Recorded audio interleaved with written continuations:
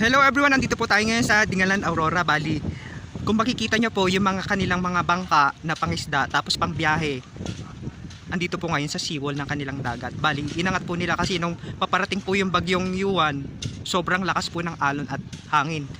Yung iba nga daw pong bangka nasira pa, kaya swerte po yung ibang andito na hindi nag-totally damage yung kanilang mga bangka.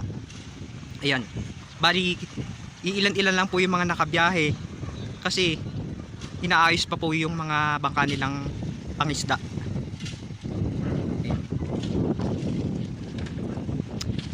Ayan po.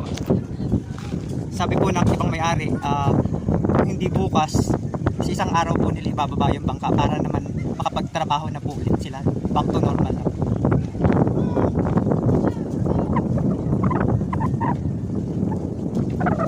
Marami din po kasing nasirang ano dito, lalo yung sa pinaka-pier nila. Nasira po yung pinaka-daungan, kaya ayun, isa sa aayusin po ng kanilang bayan. Dati po kasi pag ganiring buwan or ganiring araw, maraming mga nagbabangka, ngayon pang-isang-isa lang. Tapos ayun, may dumating na mga mangingisda, tutulong yung mga tao. Ayun.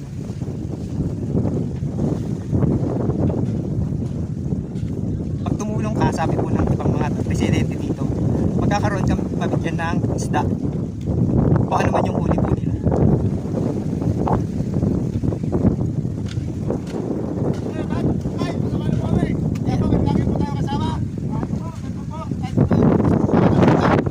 Kuya, taga saan kayo? Taga dito lang?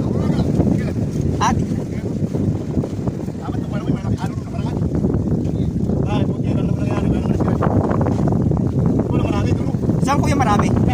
Doon sa pinaka doon sa sentro. Dito lang hindi. Dito lang kasi nagkaroon din kasi ng ganyan dito. May siwal kasi kayo dito. Pero dyan, masamahan kong bahay dyan.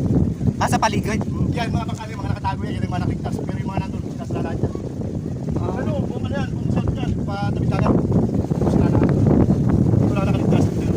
Buti na lang may siwal kayo. Pero yung sumuporta sa alon, malaki alon. Kuya, taga saan mangingisda yung taga dito din? Yan, ano yan, gano'n yan, tago niya doon sa tayo. Hindi mo naman ito. Yan, si kuya. Mababa ka ng isda ngayon. Sige po. Thank you kuya. Ano, pangalan?